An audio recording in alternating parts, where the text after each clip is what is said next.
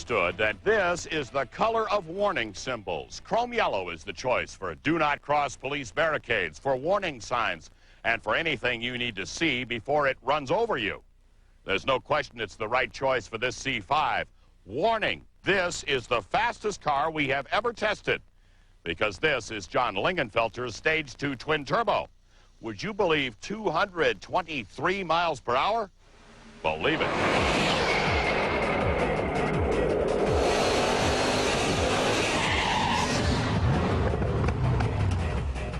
Fort Stockton, Texas, and the last safety checks and inspections as John Lingenfelter gets ready to find the upper limit of his newest creation. Good luck.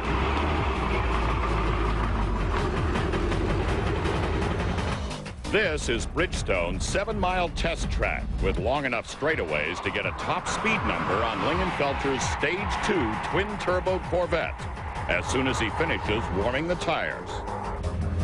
Now he's ready for the other side of 200 miles per hour.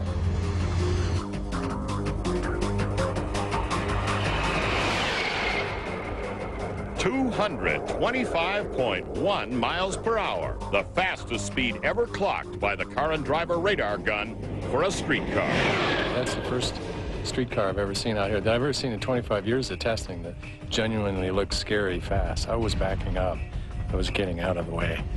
Now the second run in the opposite direction to compensate for any variation in wind conditions. Although the air disturbance today is solely caused by John Lingenfelter ripping a hole in the atmosphere. 20.7. The average of the two best runs, 223 miles per hour.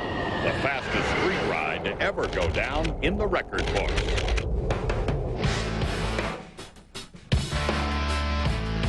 Remarkable for a C5 with no external changes.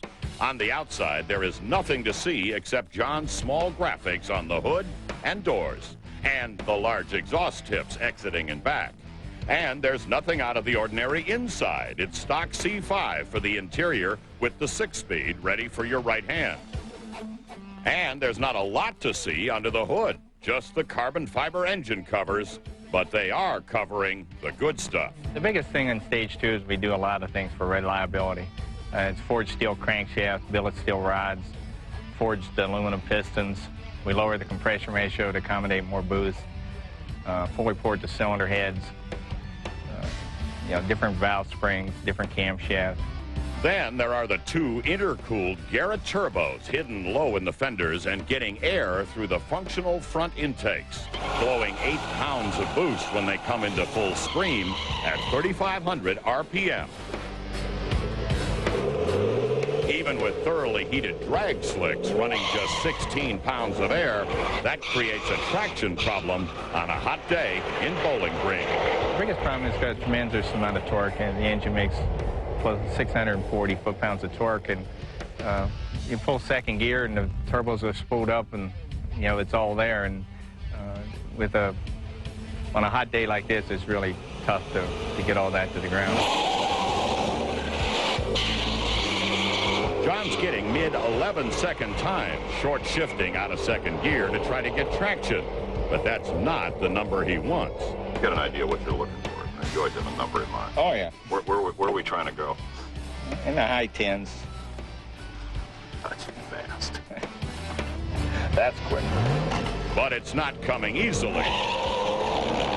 Beach Bend Dragway isn't the ideal surface for turbo-powered work. But it gets a bit better when John orders up VHT traction compound sprayed 2/3 of the way down the strip. With that help and a monster burnout, we get the best numbers of the day.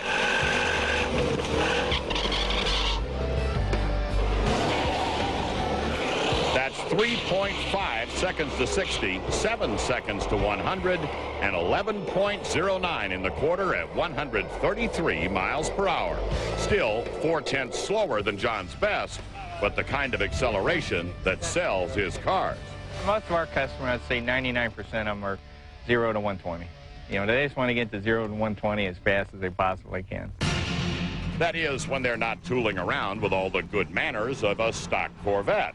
Lingenfelter's turbo modifications are not apparent in around-town driving unless you provoke the turbos. And it's quiet, attracting no attention until you vanish to the horizon. The big thing I really like about the car is the fact that, you know, it's quiet. It drives just like a stock car. You know, I'm getting to the age where I want something that's quiet and I can sneak up on somebody, but, you know, if you want to put the hammer down, it's there. So what's this hammer cost? The turbos and the engine work are $44,000 after you supply the C5. Then there's the bare brake option, highly recommended, at another $10,000, and suspension options and cooling. Altogether, you can drive one home for $105,595. Of course, then you can drive home real fast. The amazing part of this car is that until you tip into the turbos, there is no hint that this is a 650 horsepower monster. And that's also why this story ends with a warning to Viper owners and folks driving the new Z06 hardtop. So far, there are 15 Stage 2 C5s out prowling the streets and drag strips looking for victims. And about half of those owners insisted on not getting the Lingenfelter logos on the hood. Watch who you challenge. It could be one of John's with no yellow and no warning.